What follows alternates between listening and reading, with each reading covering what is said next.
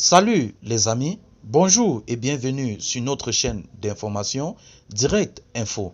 Alors si vous êtes nouveau, abonnez-vous sur la page et surtout activez la petite cloche de notification pour ne rater aucune de nos épisodes d'info. Eh bien les amis, avant de commencer, nous tenons à vous rappeler que toutes les images que nous utilisons dans nos différents épisodes d'information sont à titre illustratoire. Alors nous vous implorons de rester polis et courtois au niveau de vos commentaires, sous peine de ne pas les voir supprimés. Merci et bon visionnage.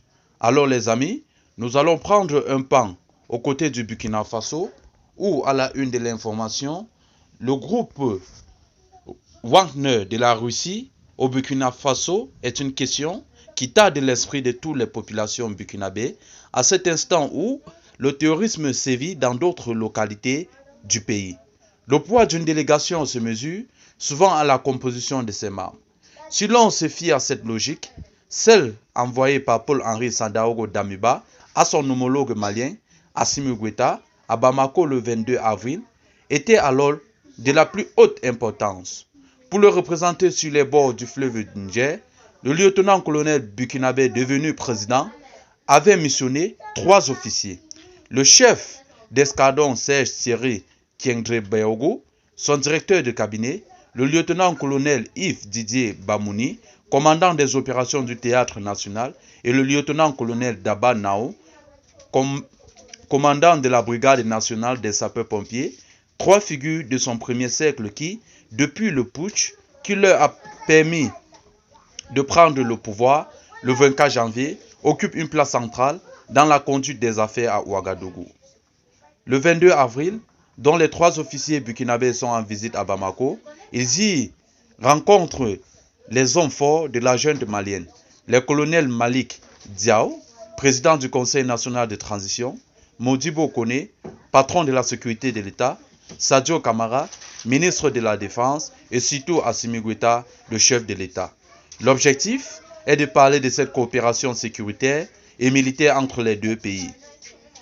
Assaillis par des groupes djihadistes qui vont et viennent chaque jour des côtés de leurs 1200 km de frontières communes.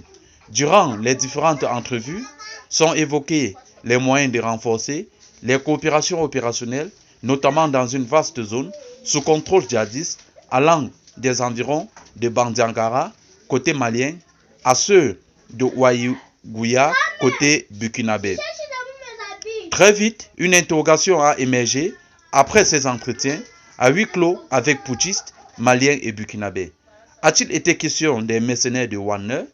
Et si tel a été le cas, les militaires de Ouagadougou se sont-ils montrés intéressés par le recours à la société militaire privée russe avec laquelle leurs homologues maliens coopèrent depuis fin 2021?